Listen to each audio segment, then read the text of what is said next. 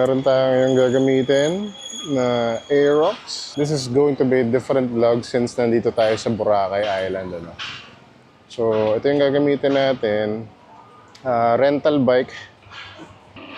Ikutin natin yung Boracay using this Aerox 155 na luma na. Medyo luma na siya, no? Dito tayo mag-uumpisa sa Boracay Island Port.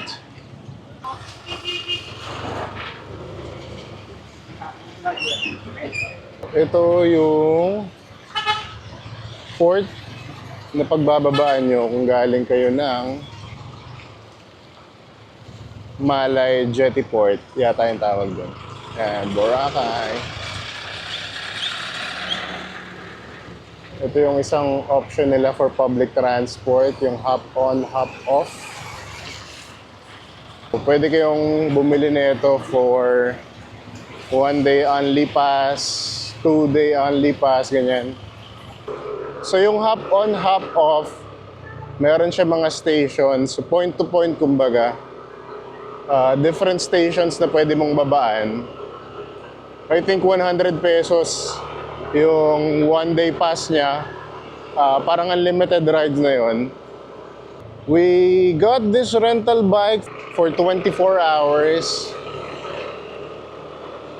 Medyo mahal siya compared sa mga rental bikes, let's say sa Manila. Well, obviously, nasa island na to. Kaya given na siya na mahal. Since Friday, naghahanap na ako ng Vespa na for rent dito.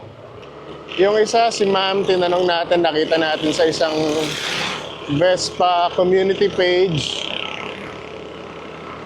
Kung meron siyang kilala. Vespa owner din si ma'am.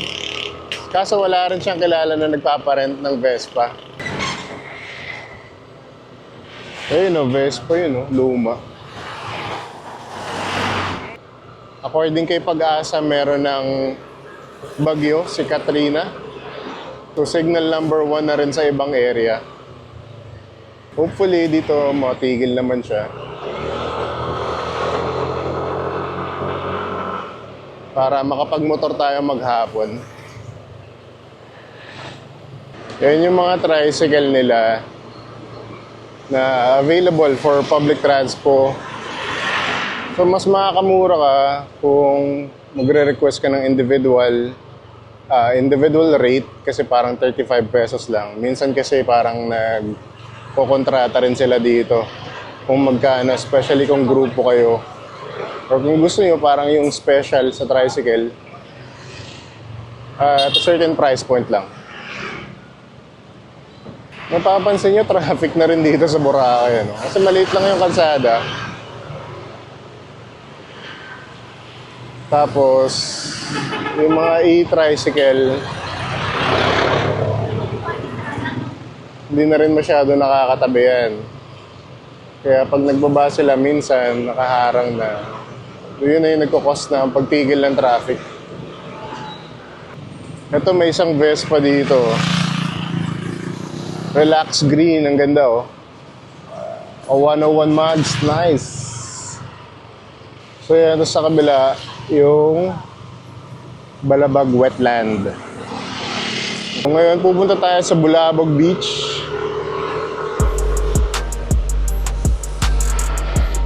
Malapit lang siya. So, other side to ng main beach dito sa Boracay.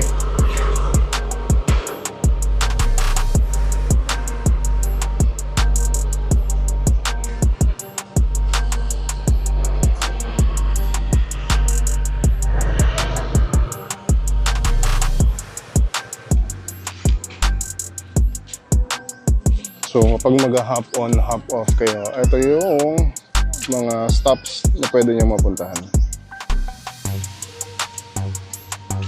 Paano mo yan?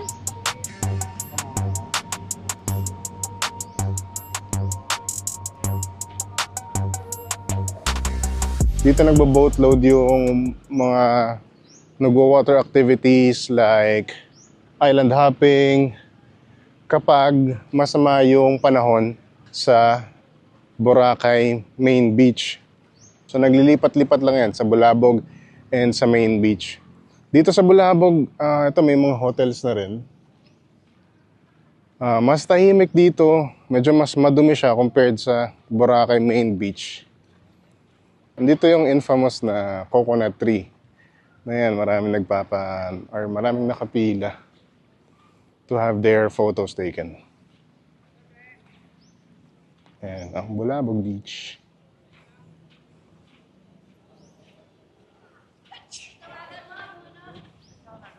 So dito, magaganda rin yung mga beach, yung mga resort, ano.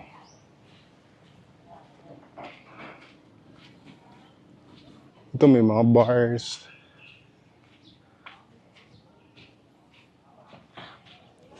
And kite surfing lessons. Okay. Yun lang ang Bulabog Beach.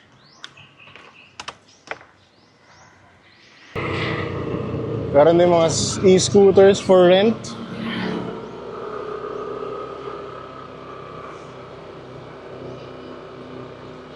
From Bulabog, ikot naman tayo sa Ilig-Iligan Beach. So medyo mas malayo siya kasi walang masyadong tricycle na tumatambay. So hindi siya ganun ka-accessible, kaya medyo mas mahal din yung transportation cost nila dito. Dito naman yung isa, I was looking at Capena kasi during my last visit, siya yung nakita kong merong Vespa. Unfortunately, yung Vespa ni Sir na may-ari ng Capena is wala daw dito ngayon sa Boracay.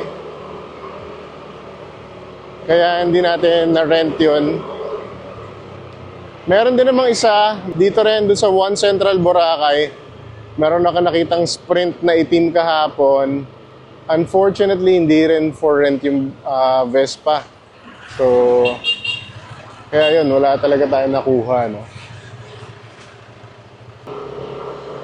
Doon naman kanina sa Bulabog, mukhang pwede naman doon mag-park anytime. So, if you wish to rent a motorbike, pwede mo siyang iwan doon and enjoy the beach for a while. So, possible naman yun. Yung Boracay Island itself, ang sabi sa akin kahapon is basically ma-access mo na siya with this same road. So, dulot-dulo or paikot niya, isang kalsada lang yung i-access mo para maikot mo yung buong island.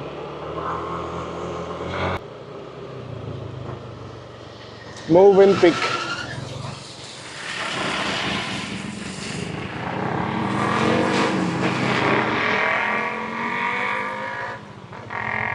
Tingnan pala natin tong Boracay New Post.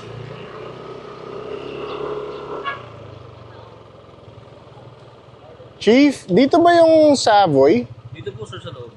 Pwede bang makita yan? Makikutan, hindi? Pwede po sir, may helmet lang po tayo. Kailangan lang may helmet? Yes po, sir. Sige, wala kaming helmet eh. Sige, okay lang. Salamat. Okay. Ano sir ang helmet? Full face. May Planet Sports dyan? Yes po sir. Oh, okay. Sige. 7-Eleven, Beach. Okay. Sige. Salamat. Thank you.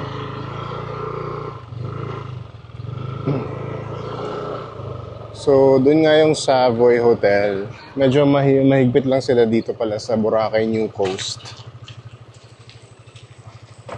Kailangan ng full face helmet.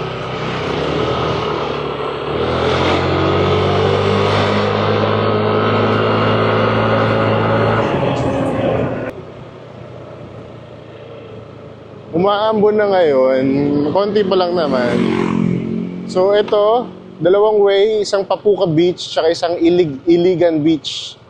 Ayan, so dito tayo. Ikutin natin tong Iligan Beach.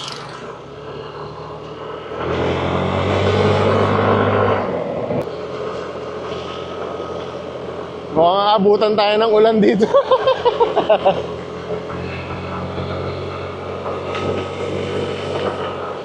nalaglag! Nalaglag!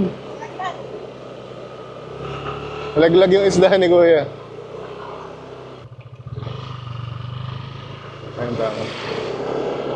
Left tapos right. Kasi ito na yung ano eh. Ito na yung helipad. Dito mostly residential areas daw yung makikita dito. Pero sa dulo is meron siyang I think isa lang na resort. And ito nakikita nyo.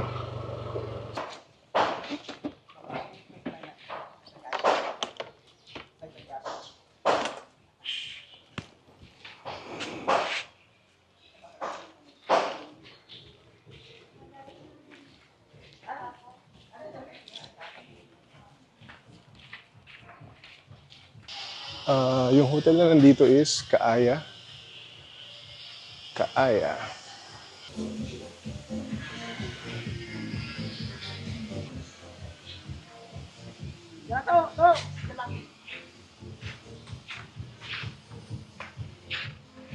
Ilig-Iligan Beach.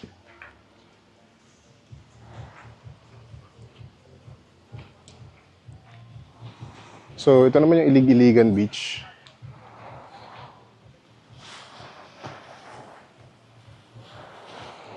Ayan. So, basically, maliit lang siya. Pero hanggang doon naman siya sa dulo.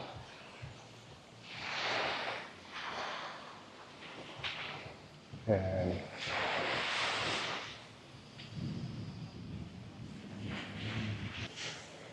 So, dito, kapag mag-island hopping kayo, galing kayo dun sa kabila. Tapos, usually, yung mga snorkeling area is andun. Andun ang snorkeling area. So, yan lang naman yun. Dito lang tumitigil yung ibang bangka kapag mag-island hopping kayo. So, that is Iligan Beach. Hindi lang kami nakaalis agad kasi umuulan. Malakas kanina. Actually, ngayon umaambon pa. Pero, tuloy na natin, ano. Next naman natin, yung Puka Beach. Ito yung Puka Beach. Isa rin sa kilalang beach dito sa Boracay. Kasi kapag nag-island hopping ka, isa talaga to sa destination. So, pwede mo siya ma-access by boat. Iikot lang naman yan. And eto nga, by land, pwede rin. So, yun yung titingnan natin ngayon.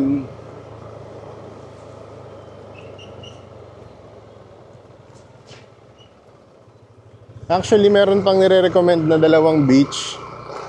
Isa is yung Keyhole. Although doon, required daw ng full face helmet. So, hindi lang natin mapupuntahan yun.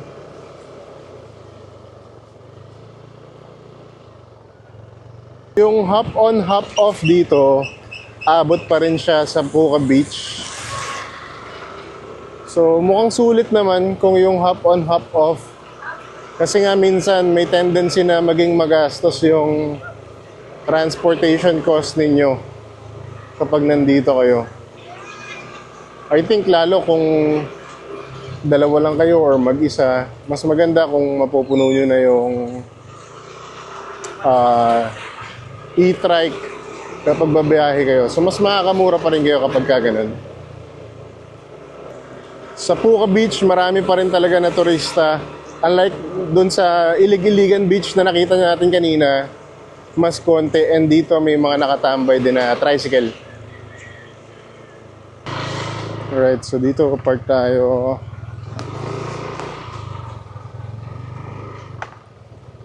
Off-roading.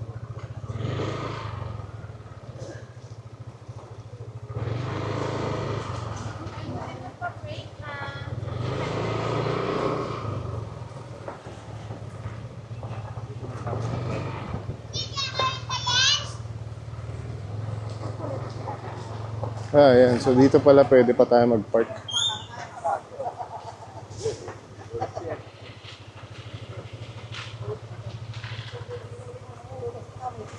Ayan. So dito may mga tindahan din.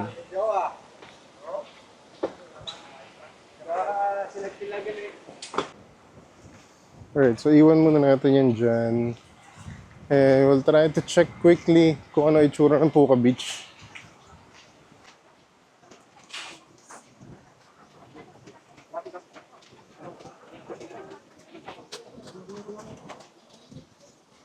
So yan, maraming stores.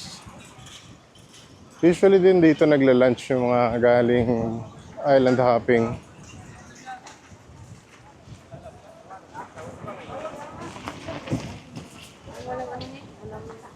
Sobrang lakas ng hangin.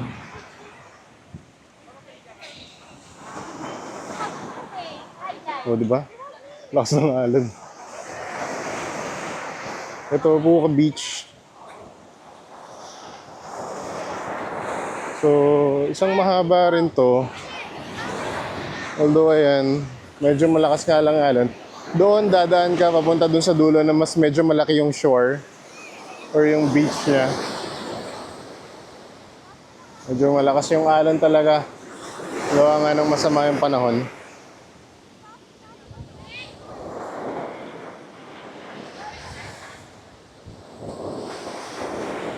Tsaka I think doon meron din.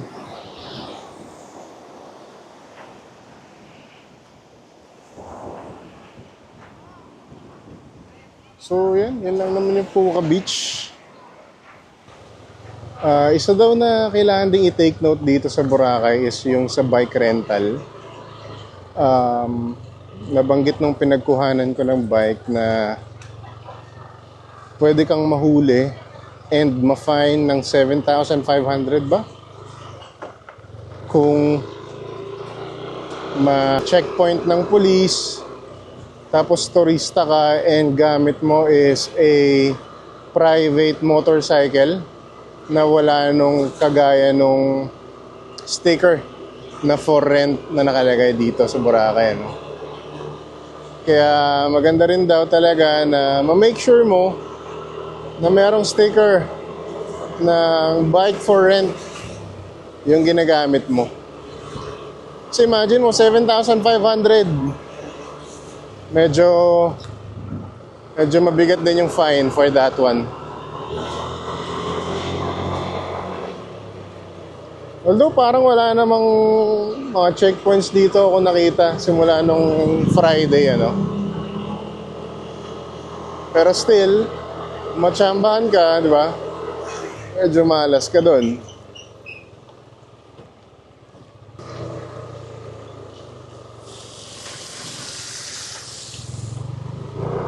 Taas pala nun.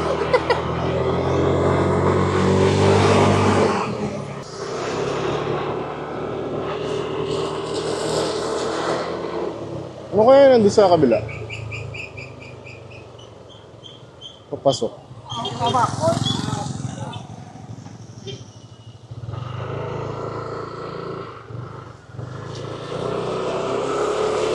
So, try natin to. Baka mukhang may papasok eh. Hindi ko pa alam kung saan to. Pero tingnan natin kung saan lalabas. Baka may beach access pa.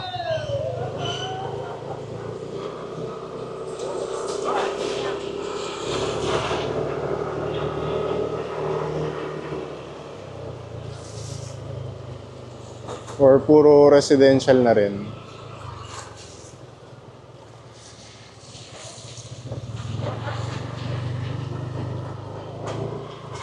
Wow, medyo malalim.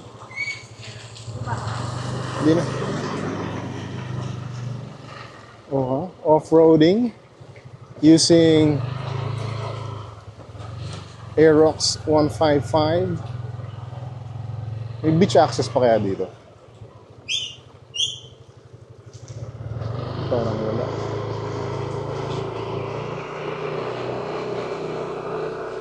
Wala. Walang beach access dito. So baka paikot lang yan.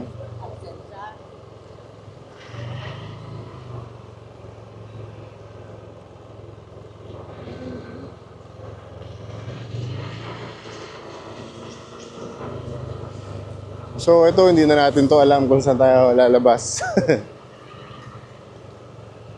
Hindi na natin.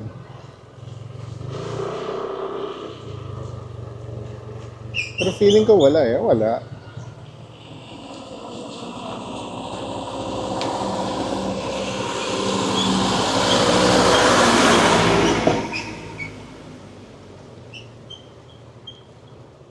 Dito wala. Wala. Ito may beach din, oh.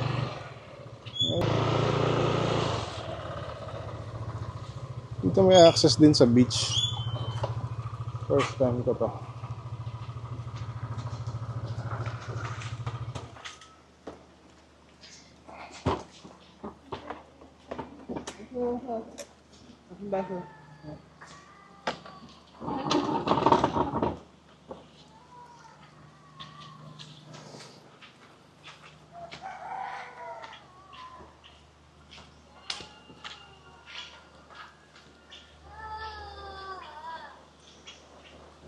Dito first time natin. Uy, ganda rin dito. Uy. I think ito na yung dulo. Ito na yung connecting sa main beach. Ito na yung main beach. So, pag dinakad mo yan, station 1. Kasi kita mo na dun yung grotto sa dulo. So ito, feeling ko yung dulo niya. Sa hapon, kung di ako nagkakamali, dito sumasakay ng mga paraw. Kapag sunset. Dugtong lang din pala. So, yun lang yun. Isang access pa pala siya papunta sa main beach. Kapag pumasok ka doon sa Robinsons. Medyo dulong part naman na siya ng main beach. Okay, dito na ulit tayo sa main road.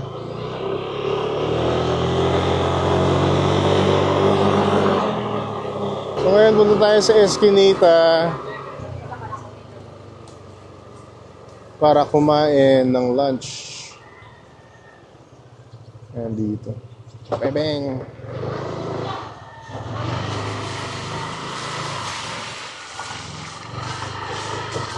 So, dito sa Eskinita, mga Filipino food yung meron. Ayan, Eskinita. So, di ba tayo dito magpag?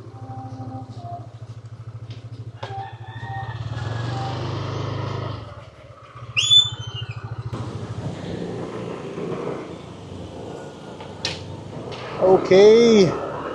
So, punta naman tayo ng Mangrove Park. Tingnan natin kung may makikita tayo doon.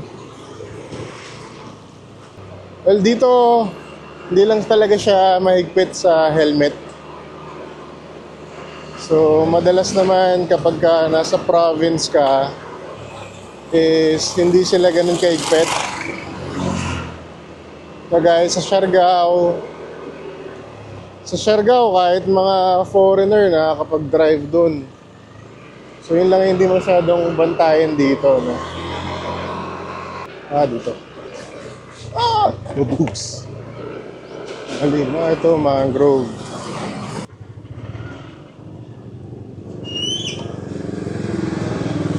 So dito sa likod natin yung mangrove. Park lang tayo dito.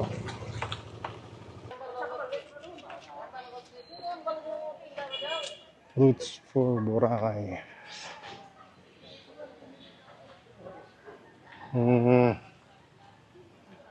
So, ito na yun. Ayun, may human drone.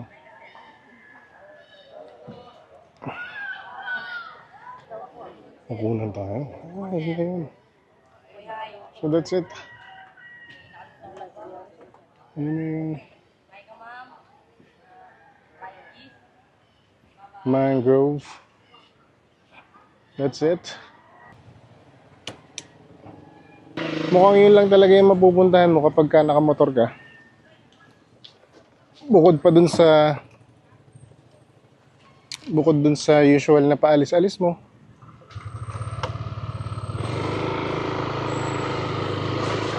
Basta.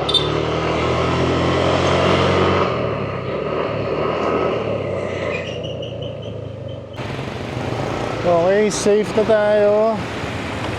Nakapagpagas na tayo ng 150 pesos, mga 2 liters. Pwede na yun.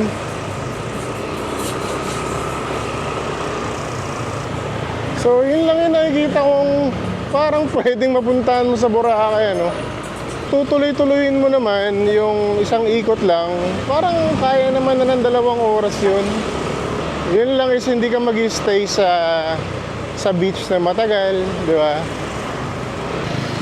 Kaya tignan ko nga, naka-on ba yung noise cancellation. So yun yung active noise cancellation off. With ito naman yung active, yung noise cancellation is on. So hindi pala natin na off kanina, no? So ayan, para maganda rin makita nyo yung difference. So sa tingin nyo ba is sulit yung 2,500 for 24 hours? Kung hindi kayo masyado mag-iikot, I don't think nasulit yun. So dito, ito pakita ko rin sa inyo yung rate ng motorcycle rental dito sa Boracay. 3 yung napagtanungan ko and halos pare-pareho naman sila ng rate and fixed rate. Kasi nag-try akong tumawad, ayaw. So, yun lang. So, either 125cc nga lang siya or 155cc, 150cc, ganun. So, I guess, dito na natin tatapusin yung video, no?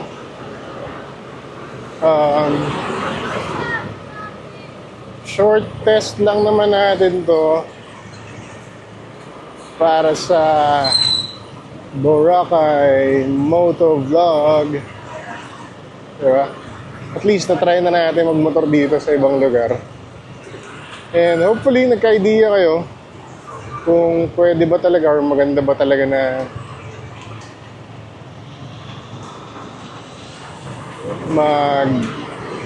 mag-rent pa ng motor dito sa Boracay. So again, maraming salamat sa inyong time. Maraming salamat for watching. Maraming salamat sa inyong likes. If you are not yet subscribed, please do click the subscribe button. So gagawa pa tayo ng videos na hopefully marami kayong matututunan at mag-enjoy.